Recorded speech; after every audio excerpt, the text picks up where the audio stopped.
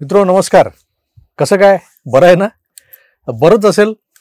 आज काय तर बँक हॉलिडे, त्यात वीकेंड. मजा आहे बुवा तुमची. आज सरकारी सुट्टी आहे, गॅझेटेड हॉलिडे. कसली तर बकरा ईदची. एका विशिष्ट धर्माच्या धर्मग्रंथातल्या एका शिकवणीला अनुसरून त्या धर्माचे लोक सरेआम काफिरांच्या उरात धडकी भरवण्यासाठी बेजुबान जनावरांना कापून त्यांच्या रक्ताचे पाट वाहवतात. स्पष्टच बोलतो, आज मुसलमानांची ईद उल अधा आहे, म्हणजे बकरा कापून साजरी होणारी ईद.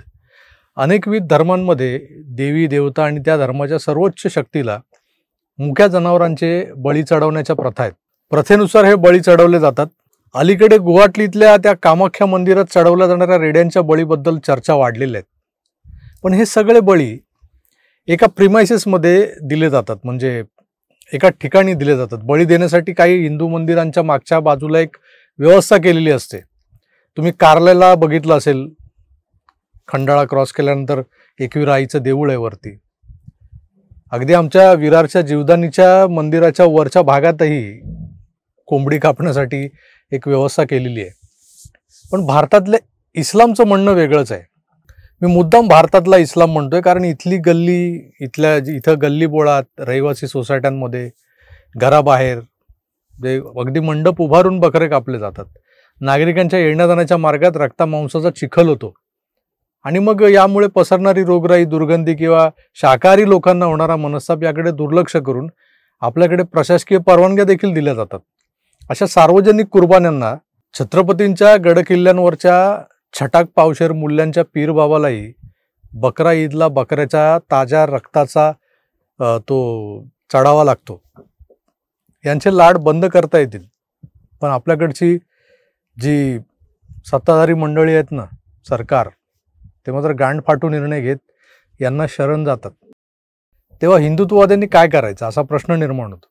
कुर्बानी हा काही मुसलमानांचा धार्मिक विधी वगैरे नाही, तर कुराणातल्या चॅप्टर 9 वर्स 120, म्हणजे कुराणातलं ते 9वा जो अध्याय आपण ज्याला म्हणतो, त्यातले 120 नंबरची जी आयत आहे, त्यात लिहिल्याप्रमाणे काफिरांच्या उरात धडकी भरवण्यासाठी त्यांच्या श्रद्धास्थानांना पायाखाली चिरडा, त्यांच्यासमोर पवित्र गाईला कापा, त्यांचा अपमान करा, त्यांना राग येईल असं कृत्य करा.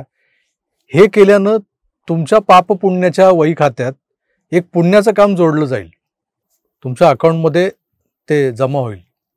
ज्या धर्मग्रंथात असं लिहिलेलं आहे की त्यांच्या देवाव्यतिरिक्त दुसरा कोणीच श्रेष्ठ नाही. एक ईश्वरवादाचं पालन करताना असंही शिकवलं जातं की जगातल्या शेवटच्या माणसाला जोवर तुम्ही मुसलमान बनवत नाही तोवर स्वस्थ बसू नका. त्याला समजवा, सांगून बघा, धाक दाखवा तलवारीचा आणि धर्मांतरित करा, अन्यथा त्या काफिरांना ठार मारून टाका. हे यांचं धर्मकार्य, हा यांचा जिहाद. आता जिहाद करत असताना आदल्या मधल्या पायऱ्यांवर ही गाय बैल कापण्याची कृत्य असावीत सपोर्टसाठी.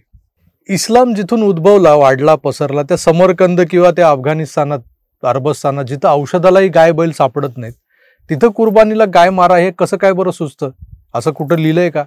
म्हणजे बळी देण्यासाठी जे जनावर तुम्हाला आवश्यक आहे, ज्याच्याबद्दल तुम्ही उल्लेख केलेला आहे, ते जनावरच तुमच्या पंचक्रोशीत दिसत नाही, निर्माण होत नाही, वापरलं जात नाही, त्याचा काय तुम्हाला उपयोग नाही, मग हे कसं काय सुचतं?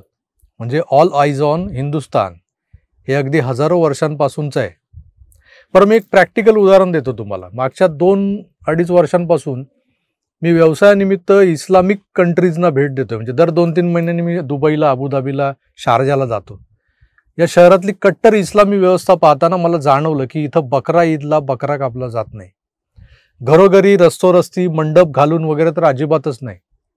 स्लॉटर हाऊसेस आहेत तिथे, ज्यांना सरकारी परवाने दिलेले आहेत. तिथं रितसर सगळी स्वच्छता पाळून गुरांची कत्तल केली जाते. गुरांमध्ये अर्थात गाय, बैल, म्हैस, रेडे हेच जास्त असतात. काही प्रमाणात उंट आणि बकरेही कापले जातात. त्यांचं स्वच्छ केलेलं मटण ग्राहक विकत घेऊन जातात. बकरा ईद आहे आणि UAE हे इस्लामिक राष्ट्र आहे, म्हणून तिथं आपल्यासारखं रस्त्यावर कुर्बानीचा कार्यक्रम वगैरे केला जात नाही. यामुळे सार्वजनिक स्वच्छतेला बाधा येते, म्हणून त्यावर 5,000 दिरामचा दंड आकारला जातो. कोणी स्वतःच्या घरी चोरी छुपे देखील कुणा खाटकाला बोलावलं, घरच्या घरी कुर्बानी द्यायची म्हटली, तर यजमानाला 5,000, खाटकाला 2,500 असा दंड होतो आणि खाटकाचं स्लॉटर म्हणजे त्याचं जे कत्तल करण्याचं लायसन्स आहे तेच रद्द केलं जातं. ज्यांच्या धर्मग्रंथात असं काही लिहिलंय कुर्बानी वगैरे, ते इस्लामिक देश आता पुढारलेत. तिथे असं काही होत नाही कुर्बानी बिर्बानी, आणि जाहीरपणे तर होतच नाही. रस्त्यावर चिखल मांस असा तो रक्ता मांसाचा चिखल केला जात नाही. पण आमचा देश मात्र आजही कांड्यांच्या धार्मिक भावना दुखावतील म्हणून गप्प बसून असतो. कसं आहे मित्र, काल आमचे युवराज बोलून गेले, कुठलाही सण आला की त्यावर सरकारचे निर्बंध येतात, बंधनं येतात. हे करू नका, ते करू नका. अरे सगळंच रोखलं तर माणूस श्वास कसा घेणार? देखिए, मुझे लगता है हर एक त्योहार पे ये बचाओ वो बचाओ क्यों आना चाहिए. त्योहार अब मनाते हो मनाइए, लेकिन ये जो कहने वाले, अभी मैं तो भी एनवायरमेंटलिस्ट हूँ, लेकिन हर बार कोई पानी बचाओ, कोई रंग बचाओ, फिर ये बचाओ, सांस तो लेने दीजिए यार. तथ्य या गोष्टीत. बाळराजे इलेक्शन आली आहेत म्हणून काही बोलताय. गल्ली बोळातून रक्तामांसाचा चरबीचा चिखल वाहत असेल तर हिंदू श्वास कसा घेणार, त्यातून चालणार कसा? मान्य की भारतातला 80% मटण हे हिंदूच कन्झम्पशन करतात. मग ते मुक्या जनावरांचा बळी वगैरे सापझूट आहे, आवडतं ना, खाता ना तुम्ही, मांसाहारी हिंदू आहेतच ना. पण कत्तलखान्यांमध्ये मारलेल्या जनावरांचं मांस छोट्या मोठ्या अधिकृत मटण विक्रेत्यांनी ते विकणं योग्य आहे. तिथून ते घेणारे घेतात, बनवतात, खातात. पण मुद्दाम हिंदूंच्या भावना दुखावण्यासाठी, त्यांना त्रास देण्यासाठी त्यांच्या दारात उघड्यावर बकरे कापाल तर ते कोणी खपून घेणार नाही. मुंबईतल्या गोरेगावात कालपासून याच मुद्द्यावर मोठा तणाव निर्माण झालेला आहे. पण तिथल्या माजी नगरसेविका आहेत प्रीती सातम, यांनी खंबीरपणे या प्रकाराला विरोध करून महानगरपालिकेला आपली परवानगी मागे घ्यायला लावली आहे. बघा. ये जो उन्होंने महानगर पालिका बीएमसी ने जो प्रशासन ने ये परमिशन दिया था, ये कैंसिल करने की ये पेपर है. बीएमसी ने गाइडलाइन दी है कि बकरी ईद के दिन जो जानवरों को कुर्बानी देने के लिए जो गाइडलाइन दी है, उसके हिसाब से ये परमिशन उन्होंने नहीं दी थी. इसके लिए हम लोग ने उनको गाइडलाइन बताया कि ओपन जगह पे नहीं हो सकता है. और यहाँ पे जैसे कि रिहायशी सोसाइटी है तो उनके 1 किलोमीटर के अंदर मस्जिद वगैरह होगा तो भी परमिशन नहीं दे सकते. तो उन्होंने वो कुछ नहीं देख के महानगर पालिका ने उन्होंने परमिशन दे दिया. और हमने वही उनसे एक गाइड, मतलब कि यहाँ पे सभी धर्म के नागरिक रहते हैं, उनकी जो स्वास्थ्य है, सुरक्षा है और जो हमारी धार्मिक भावना है उनके ऊपर ठेस पहुँच रही है. और उनको हमें गाइडलाइन हमने बताया कि आपकी गाइडलाइन कहती है. फिर उन्होंने वास्तव देखा और जैसे कि उन्होंने 5 बकरी की परमिशन लेके रखी थी, वहाँ से तो 70-80 जानवरों का कुर्बानी दी जाती है और ये ओपन जगह पे होता है. तो ये हम लोग कभी भी सहन नहीं कर सकते. राजरुद्रम सोसाइटी के दक्षिणी हिस्से से आजाद नगर सोसाइटी का ओपन एरिया दिखता है, जबकि आजाद सोसाइटी के लोगों का कहना है कि बीएमसी ने पहले टेम्परेरी स्लॉटर हाउस की परमिशन दी थी. सोसाइटी में पिछले 25 सालों से बकरा काटा जा रहा है. इस साल राजनीतिक दबाव के चलते अचानक परमिशन को कैंसिल कर दिया. मित्रों, 2016 साली ईद उल अधाच्या दिवशी बांगलादेशात, अर्थात पावसाळ्याचे दिवस होते आणि रक्ताच्या नद्या वाहत होत्या. कारण काय तर सरकारने नेमून दिलेल्या स्लॉटर्स व्यतिरिक्त लोकांनी घरी दारी रस्ती गाय बैल शेळ्या मेंढ्या जे हाताला लागेल ते कापलं, कुर्बानी दिल्या होत्या. जगभरातल्या माध्यमांनी प्रसिद्ध केलेल्या छायाचित्रांनी इस्लामचा हा खुणशी क्रूर चेहरा उघडा पाडला होता. बघा, सरकारने कुर्बानीसाठी घालून दिलेल्या गाईडलाईन्सनुसार कुर्बान्या होत आहेत का हे मात्र कोणीच बघायला जात नाही. सरकार फक्त आपलं एक परिपत्रक काढताना सोडून देतं. पण काही जागृत लोकप्रतिनिधी असतात ते या नियमांवर बोट ठेवून चालतात. प्रीती सातम या कार्यतत्पर नगरसेविका आहेतच. हिंदूंसह मुसलमानांच्या वस्त्यांमध्ये त्यांचं प्रचंड काम आहे, त्या लोकप्रिय आहेत तिकडे.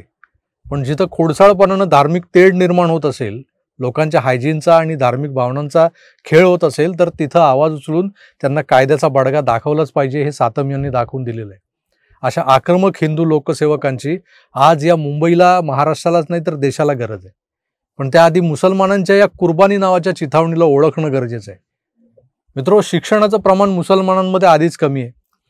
त्यात मदरसाच्या विद्वानांची जी सोशल मीडियावरची भरमार झालेली आहे, ते काही भडकाऊ नरेटिव्ह पसरवतात, रील्स टाकतात, शॉर्ट टाकतात आणि बाकीचे लोक अंधानुकरण करतात.